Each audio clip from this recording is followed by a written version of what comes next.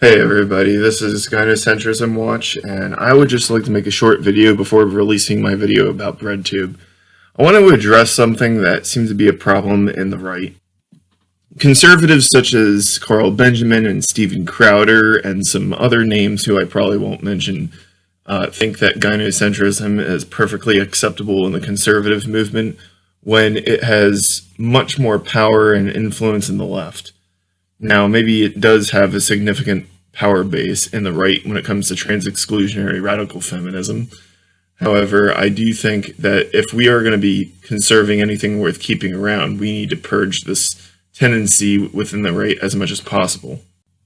This Tree of Logic person has at least 2 alts on YouTube and 1 alt on BitChute, where she spouts female supremacist propaganda, and has been doing so for at least a year. However, the video that has prompted me to make this video response was her reaction to the Jack Murphy-Sydney Watson drama that took place on the Slightly Offensive YouTube channel. For those of you watching this video who aren't familiar with the drama that I'm referring to, Jack Murphy is this manosphere, like neo-masculinity, kind of insecure kind of guy who is on the internet. He's got a website. He's got his own little fraternity of sorts that he makes a killing over. He was a host on an alt-right show called Slightly Offensive, hosted by Elijah Schaefer and his co-host, Sydney Watson. And the drama surrounded Sydney Watson reading a super chat about an old article that Jack Murphy wrote about cuckoldry back in 2015, and Jack Murphy cursed her out for reading it because he was embarrassed about it, but didn't say anything beforehand when she brought it up earlier in the stream. And he was cursing and yelling at her, and Sydney Watson was, she was recoiling, she was apologetic, she was very non-confrontational, and this tree person was throwing a hissy fit about Sydney, and Elijah saying Sydney should have been cursing him out and threatening him and shit, and Elijah should have been white knighting for her. And here's the thing, I like Sydney Watson a lot. I actually think that she's a very wholesome voice on the right and a very nice woman. And Elijah, well, let's just say he's very litigious, so I'm not a huge fan of him. But I find the gynocentrism that Tree of Logic is pushing and the insistence that this is conservative is a bad influence on the right. Ladies, listen. Y'all need to come down to the South, okay? I'm so serious. You guys need to come down to the South. I don't know who the fuck these bitch-made men are on YouTube, but these fuckers don't exist down here in Georgia, baby.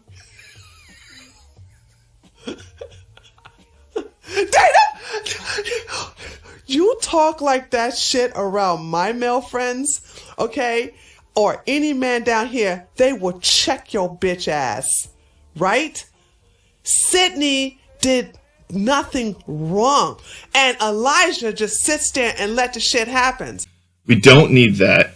However, I will admit that Jack Murphy is undermining the manosphere, particularly men's rights, because what he is pushing will ultimately push more women into the arms of the female supremacists. Allow me to explain. The reason why I believe this is because I believe in nurture over nature. I believe that even the worst people in our society, whether they're neo-Nazis, black supremacists, or in this case female supremacists, are the way they are through stuff that they've learned and experiences they've had. And what I don't want is for the conservative women in our movement, like Sydney Watson, to turn into people like Tree of Logic. And as such, in order to do this, we would have to simp and defend people like Sydney Watson. Because here's the thing. Jack Murphy's in the manosphere, sure, but he's not a men's rights activist. He's a grifter who takes advantage of vulnerable and lonely men who want to have some sort of association to be in. And he is implicitly encouraging people like Sydney Watson to become feminazis.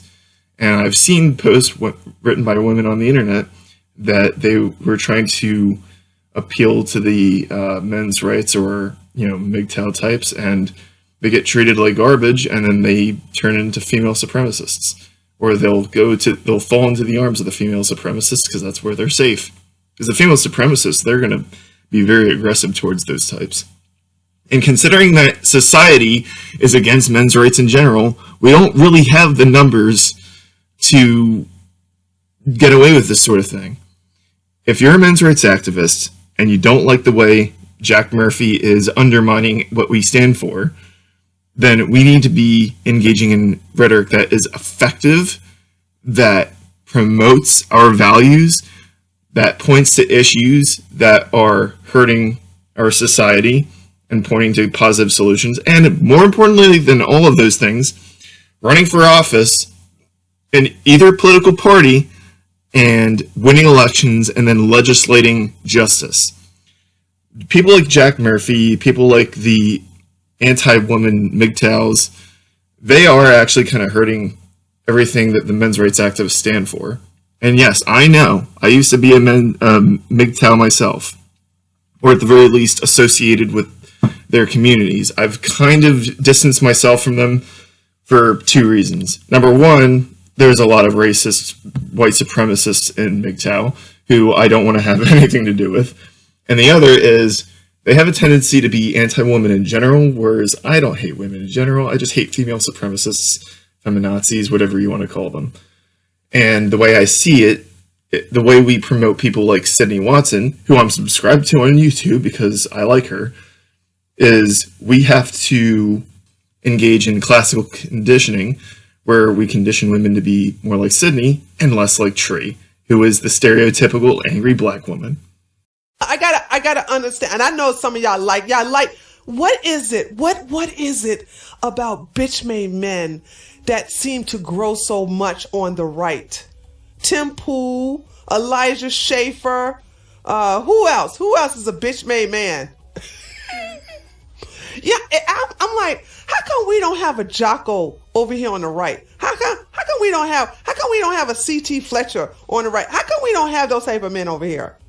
While they would hate each other on pretty much every political issue, one thing that both Tree of Logic and Vosh seem to agree on is that female supremacism is conservative.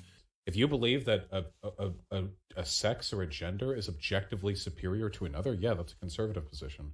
It's hierarchical and essentialist by default. It's certainly not intersectional. However, let me posit to you this. When you look at female supremacism in parts of the world, whether it's the United States, Australia, Canada, the United Kingdom, what side of the political spectrum does it tend to manifest on? Does it tend to be Republican areas, and does it tend to be something that the Republican Party wants? Or does it tend to be in liberal areas? Does it tend to be places that feminists have control over? Amber Heard, was she a conservative or was she a feminist? And the people that were defending her, were they conservative or were they feminist? Just asking questions. The people that are super anti-porn in the UK, they tend to be TERFs. And people would argue that TERFs are not really left-wing, but they're definitely female supremacists. And conservatives, at least in the past, were very critical of them. The second waivers during the 20th century, they were not really fond of the conservative movement. So with that being said, why are there so many conservative voices out there pushing gynocentrism, whether it's Tree of Logic, Ben Shapiro, Larry Lawton, or Steven Crowder? Well, it's because they're controlled opposition. In fact, Steven Crowder admitted in private that everything that he's doing is an act. Basically, Steven Crowder is the Manchurian candidate of political advocacy. To answer the question of why I actually stopped going on his show was because just some things that Steven had said to me off camera that kind of led me to believe that a lot of the things that he says about the LGBT stuff are not really how he feels, and that it's more of an act, and that it's more just what his audience wants, and it's pandering a little bit. And so I kind of felt like my position on his show made less and less sense because I don't act, and when I go on, it is for actual commentary. Because, it's always been my goal to sort of show that the LGBT community does not have to align themselves, with the sort of social justice fraction of the left. and that it's a misconception that we're all like that. And so I'd go on the show all the time to sort of show that, and I felt like it didn't really make a difference in the rest of the commentary that he did outside of me coming on. So I was like, I don't really know how much this makes sense to keep doing this. Don't get me wrong, I know that a lot of what he does as far as the LGBT stuff is comedy, and I totally get that, and that's fine. And I know some of it was what he said about Carlos Mata, which is why it's more frustrating. But some of it is the more serious commentary as well. Like, he interviews like senators, and like, you know, he does real stuff too. I just personally really wish, like I said, that Steven and other commentators really didn't give people the ammunition to say the right is anti-gay. Like, just let that stuff go. As men's rights activists, we need to not just engage in effective rhetoric, but we also need to get petitions, run for political offices, don't run on men's rights, and then once we get elected to political offices, whether it's members of county committee, senators, representatives, governors, you name it, any political office we can get a hold of, that's when we legislate men's rights. Well, I hope you liked my video. Stay tuned for the possibility of me uploading my BreadTube video, which has been taking over a month to make, but it's going to be good.